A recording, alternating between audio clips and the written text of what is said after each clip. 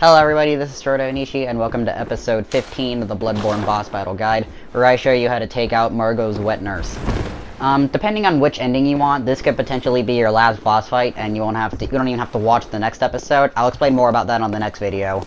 That's going to be a two-parter, and by that I mean there's going to be two boss fights in the same video.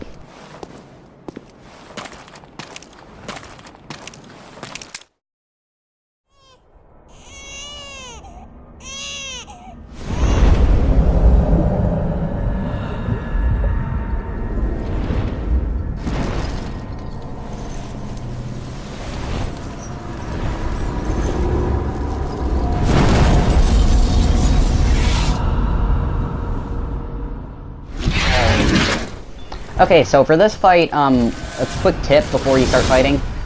Try to use as much elemental damage as possible. You can hear as I'm striking her, there's this weird ghost sound. That means, well, as far as my knowledge, that means regular physical attacks like a normal sword or a normal axe or whatever. None of that. It doesn't do much damage. So try to use as much like elemental damage as possible, and by that I mean fire, bolt, arcane, blood. Like the blood damage I'm using, I'm just melting through her health with it, because blood damage, especially with high blood tinge, will do a lot of damage. And you can see right here, she has a bunch of basic attacks with her 6 swords. Right here is her like super mode, I guess is what you would call it. I don't really know what else it's called. You can see right now it's just her just trying to hit you with the swords. Her arms can extend and stuff. That's because she has most of her health still. This mode gets a lot more difficult with the less health she has, so I do not recommend attacking her as she's doing this, because it just makes it worse for you later on, because like the stages can advance like mid-scene, I guess is what you would call it.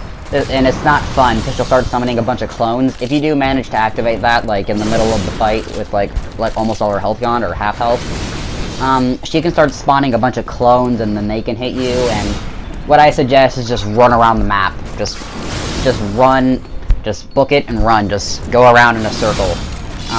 But hopefully that doesn't kill you. She can activate this mode several times in one fight, and you can also see she has all these like basic slash attacks. She's got the spin move, she's got this thing where she can start to swing in her sword wildly. She has this one where she'll slash outwards. You kind of want to stay away from that move, just keep your distance. And you can also see she can get out of trouble by teleporting, so you kind of want to look around the map for her respawn. Right here, you want to stay around like her back, because that's her weak spot. She can't really hit you there. If you stay like exactly right around her back, not even the sword from this thing can hit you. I don't recommend sidestepping to her attack when she's doing this attack though, because if you're not quick enough, those things will slash you and take out like half your health. Like right here, you see I tried to sidestep behind it, didn't really work too well. But since I was using elemental damage, this fight's over quickly. I highly suggest using this elemental damage, because if this drags on and she activates her super mode thing a second time, you're not going to have a fun time at the end of this fight, and I guarantee you you're probably most likely going to die. But here at the end of the fight, you can hear Margo's crying end. That's because you killed a great one, and you'll get this screen saying Nightmare Slain. That means you pretty much just defeated what's causing the plague, and game's over. But there are a couple extra fights depending on the ending you want at the end of the, after the cries are ending and you get the Nightmare Slain mode thing. You'll get this thing called a 1/3 umbilical cord. I'll explain why those are very important in the next episode, and I'll see you next time for the finale.